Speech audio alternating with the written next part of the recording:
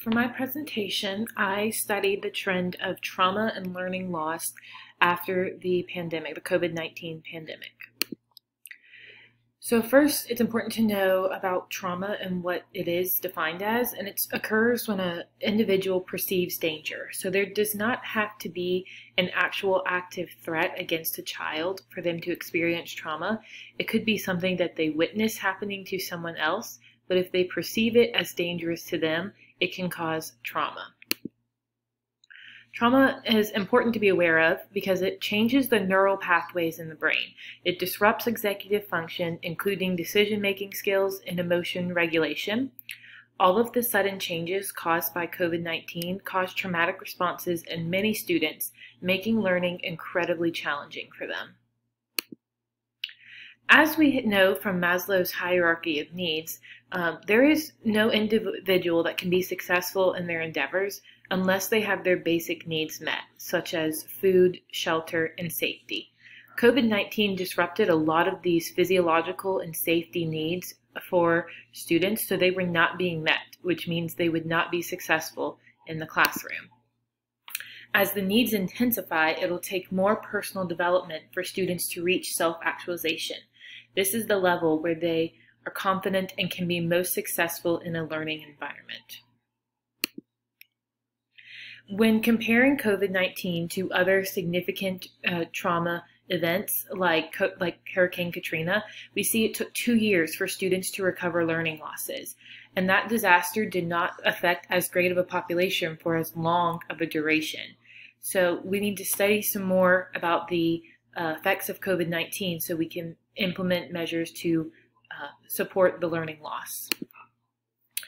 COVID-19 was traumatic for students because their way of life was dramatically changed. They were no longer able to be around other people, and they were taught to be aware of germs everywhere, all the time. This cut off a lot of social events and social abilities for kids. Students were also shifted from regular schooling to online learning, which caused major upheaval for many of them, especially those with a lack of parental support at home. And as the years progressed, they shifted from online to hybrid, maybe back and forth. And this constant back and forth was unstable for students when they needed structure the most. As you can see in this graph, the orange line shows students reporting their feelings of anxiety and depression. It has increased to about 50% of the population over the course of the pandemic. That is a big number for half the students to show anxiety and depression surrounding school. The gray line shows students who feel like they have a trusted adult to talk to at school, and it's decreased significantly as their mistrust with schools increases.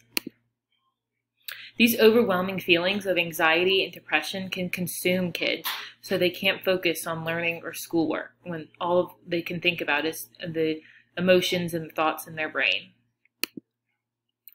And the lack of trusted adults for students makes them feel very isolated.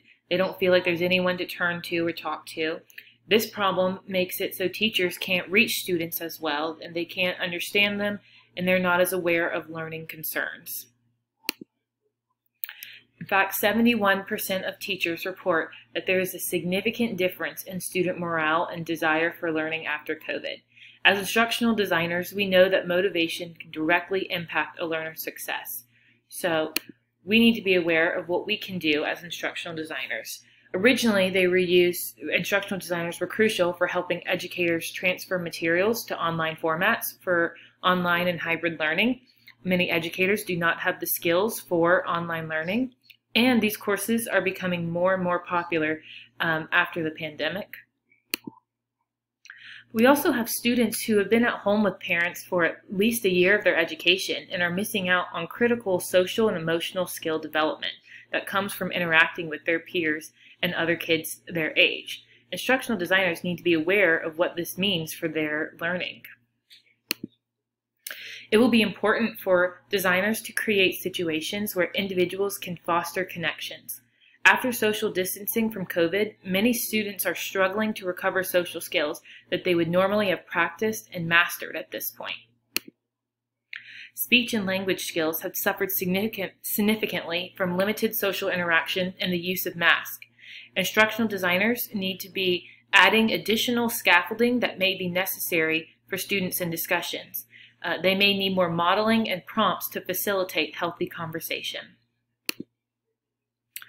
For many students, social distancing was filled with a lot of time alone spent on a screen, independently. They will need help and scaffolding transitioning back into regular games with their peers. Games and interactive activities will be the key to getting students motivated about learning and school again after experiencing the turbulence of virtual and hybrid learning. Going forth from the COVID-19 pandemic, all instructional designers and educators will have to focus on prioritizing caring for the whole child and their needs, physically, emotionally, and mentally, before expecting them to succeed academically. And all of this information was gathered from the sources listed in the trend report. Thank you.